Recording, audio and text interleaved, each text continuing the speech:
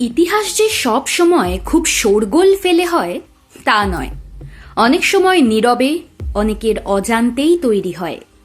যখন ঘটে তখন হয়তো সেভাবে টের পাওয়া যায় না, কিন্তু সময়ের সরণি বেয়ে চলতে চলতে কখনো আপাত সাধারণ ঘটনায় ইতিহাসের পাতায় হয়ে ওঠে অসাধারণ। তখন বোঝা বা জানা যায় তার সূচনাকাল। মুর্শিদাবাদ জেলা এসএফআই এর নবনির্বাচিত কমিটির দিকে যদি তাকান, এমনই এক ঘটনার খোঁজ পেতে পারেন। এসএফআই এর রাজ্য সম্পাদক দেবাঞ্জন দে সোশ্যাল মিডিয়ায় একটি পোস্ট করেছেন, যেখানে লেখা, এক ঐতিহাসিক দিনেই আর এক ইতিহাসের মাইল ফলক, নবনির্বাচিত টিম মুর্শিদাবাদ। ইতিহাসে প্রথম এই জেলার নেতৃত্বে এক ছাত্রী। এসএফআই মুর্শিদাবাদ জেলার নবনির্বাচিত সম্পাদক কমরেড ইনজামুল হক, নবনির্বাচিত সভাপতি কমরেড অদিতি নন্দী, নবনির্বাচিত জেলা কমিটির সকল সদস্যকে সংগ্রামী অভিবাদন। সাধারণভাবে দেখলে হয়তো খুব স্বাভাবিক একটি ঘটনা, এমন তো হয়, কিন্তু এসএফআই এর ছাত্র নেত্রী অদিতি নন্দীর সভাপতি পদে দায়িত্ব নেওয়া যে বামপন্থী ছাত্র রাজনীতিতে ঐতিহাসিক ব্যাপার, তা দেবাঞ্জনের পোস্টেই পরিষ্কার, যা প্রমাণ করে দেয় দীর্ঘদিনের সংগঠন এসএফআই এর মুর্শিদাবাদ জেলা নেতৃত্বে কখনো কোনো ছাত্রী নেতৃত্বের শীর্ষে উঠে আসেনি। সেদিক থেকে অদিতির নাম অন্তত সিপিআইএম এর মুর্শিদাবাদ ছাত্র সংগঠনে ইতিহাস হয়ে থেকে যাবে। তবে এইটুকুতেই বিষয়টি থেমে থাকছে না। এই ঘটনার প্রভাব অনেক গভীর বলেই মনে করছে রাজনৈতিক মহলের কেউ কেউ।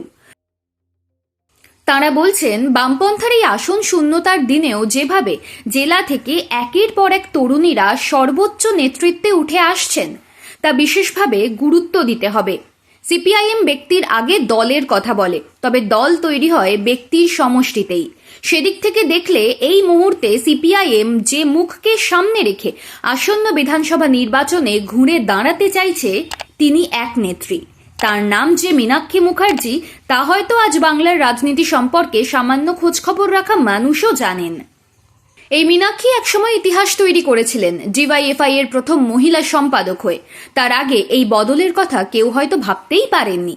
40 বছরে পা দেওয়ার পর মীনাক্ষী যুব সংগঠন থেকে সরে দাঁড়ান। তার আগে কিন্তু এই যুব পতাকা নিয়েই একের পর এক আন্দোলন চালিয়ে গিয়েছেন।